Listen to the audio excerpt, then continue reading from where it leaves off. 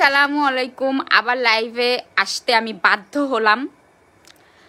আমি হিরো আলমকে সব জায়গা থেকে ব্লক করে দিয়েছি, সব নাম্বার ব্লক করে দেওয়ার পরে কালকে রাতে আমার ফোনে একটা নতুন নাম্বার থেকে কল আসছে। আমি সকালে 2 বার ফোন দিয়েছি, রিসিভ করেনি। পরে আমি লাইভ চলাকালীন একটা নাম্বার থেকে ফোন আসার পরে আমি কল ব্যাক করেছি, দেখি হিরো আলম আমাকে গালি দিচ্ছে, গালি দিয়ে কথা বলছে।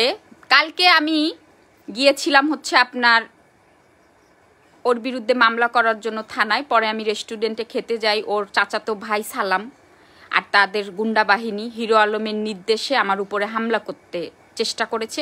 আমি 999-এ ফোন করে আমি ওখান থেকে থানায় যেয়ে আমি ওদের নামে অভিযোগ করে আসছি। এখন সে আমাকে বারবার, দেখেন এই যে 2 তারিখেও সে আমার সাথে থেকেছে, জোর জবস্তি আমার সাথে সে শারীরিক সম্পর্ক করেছে, ভিডিও করেছে। সেই ভিডিও নিয়ে আমাকে ব্ল্যাকমেলিং করছে। আর সে বারবার একটা কথা বলে, বাবা খোর, এই খোর, সেই খোর, এই কথাগুলো। এটার জন্য আমি তার নামে মানহানি মামলা করব। কারণ কি, আমাকে টেস্ট করা হবে যে আমার শরীরে কোনো ধরনের নেশাদ্রব্য আছে কিনা। আমি যে মেয়েটা মানুষ পান খেলে জর্দা খায়, ওই গন্ধটা নিল আমি বমি করি। আর এই হিরো আলম যে কত মদ খায় এটারও রেকর্ডিং আছে আমার কাছে। মাতলামি করে করে ফোনে কথা বলে, মদ খায়। আর সে আমাকে এই এলিগেশনটা দেওয়ার জন্য, আর সে যে আমার সাথে শারীরিক সম্পর্ক করেছে, আমি এটার উপরেও আমি মামলা করব কোর্টে।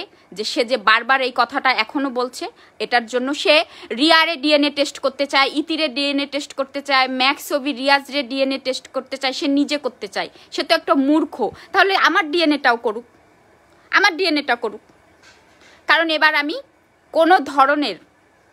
কোনো ধরনের ওষুধ পানি কিছু খাইনি। তার সাথে অলরেডি আমার শরীর খারাপ লাগছে, আমি কথাটা বলতে চাইনি। আমার যেসব সিমটম দেখা দিচ্ছে তাতে যদি আমি কনসিভ করে বসি, হিরো আলম তোর নামে তো আমি মানহানি মামলা করব। কারণ তুই আমার সাথে, আর দেখেন আমি এতটাই ভদ্র একটা মেয়ে ছিলাম, আজকে অভদ্র হতে বাধ্য হয়েছি। আমি যখন সত্যি কথা বলি আপনারা কেউ আমার কথা বিশ্বাস করেন না, কেউ আমার কথা, ও আমাকে মিথ্যাবাদী প্রমাণ করে।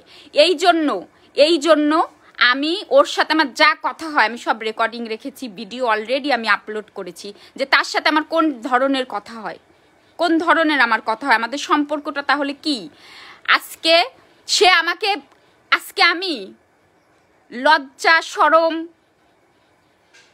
মনে করেন মাথায় রাখি নাই। আজকে আমি কথাবার্তা আমি বলে, কারণ কি আমার প্রমাণ দেওয়া লাগবে, আমি মিথ্যাবাদী নই।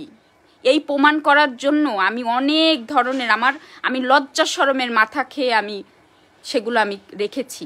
আর আজকেও সে আমাকে ফোন করে খারাপ কথা বলার কারণে তার নামে আমি মানহানি মামলা করব। অবশ্যই আমি মানহানি মামলা করব। কারণ আমাকে টেস্ট, অবশ্যই আমি এটা নিয়ে চ্যালেঞ্জ দিব, কোর্ট চ্যালেঞ্জ করব আমি, যে আমাকে টেস্ট করা হোক, আমাকে পুরোপুরি টেস্ট করা হোক। হিরো আলম তুই ছাড়া কিছুই পাওয়া যাবে না আমার শরীরে, কিন্তু তুই হিরো আলম, তোকে টেস্ট করলে তুই কত মেয়ের কাছে গেছিস এটা বেরোয় যাবে। শোন, তুই মেডিকেল সম্পর্কে তোর কোনো ধারণাই নেই হিরো আলম, তোর ধারণাই নেই। তুই কয়টা মেয়ের কাছে গেছিস সব টেস্টে চলে আসবে। আর উন্নত টেস্টের আমি আবেদন জানাবো, আর আমারও টেস্ট করা হবে।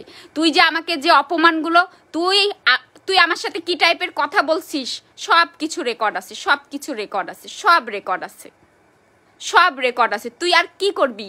তুই তো গেছিস, তুই আমার ভিডিও ধারণ করিস, অন্তরঙ্গ মুহূর্তের ভিডিও ধারণ করে তুই জীবনে সবচাইতে বড় ভুলটা করে ফেলছিস, সবচাইতে বড় ভুল করছিস। আর শোন, ফার্দার আমাকে আর কখনো ফোন করবি না, কখনোই না।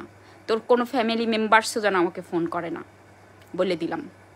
যা কথা হবে কোর্টে কথা হবে, কথাটা মাথায় রাখবি। আর আমাকে নিয়ে বাজে কথা বলছিস সেটাও আমি রেকর্ড করে রেখেছি, এবার বুঝতে পারবি। আর তুই আমাকে হুমকি দিছিস না 10 মিনিটের ভিতরে আসবি, আইসে আমার একটা বাল ছিঁড়ে দেখা, আমার একটা বালটা একটু ছিঁড়ে দেখা তো তুই। এই হিরো আলম তুই আয়, তোর চ্যালেঞ্জ দিলাম, তুই আইসে আমার বালটা ছিঁড়ে দেখায় যা, একটা বাল ছিঁড়ে দেখায় যা। তুই তো নিজেরে খুব মনে করিস। আয়, জুতা নিয়ে বসে থাকবো, জুতা জুতার বাড়ি খাবি এবার, এবার জুতার বাড়ি খাবি। শোন, এই ভালো সহজ সরল মেয়েটাকে তুই তুই গলা টিপে হত্যা করছিস। সেই মিথিলা এখন আর নেই, সেই মিথিলা আর এখন নেই। আর তোর মেয়ের উদ্দেশ্যে বলি, খুব ভালো করেছো মা, অনেক ভালো করেছো। আমার এই অন্তরটা থেকে এই বাপ বেটির কোনো স্থান নাই, কোনো স্থান নাই। থাকো তোমরা, কত ভালো থাকো দেখি।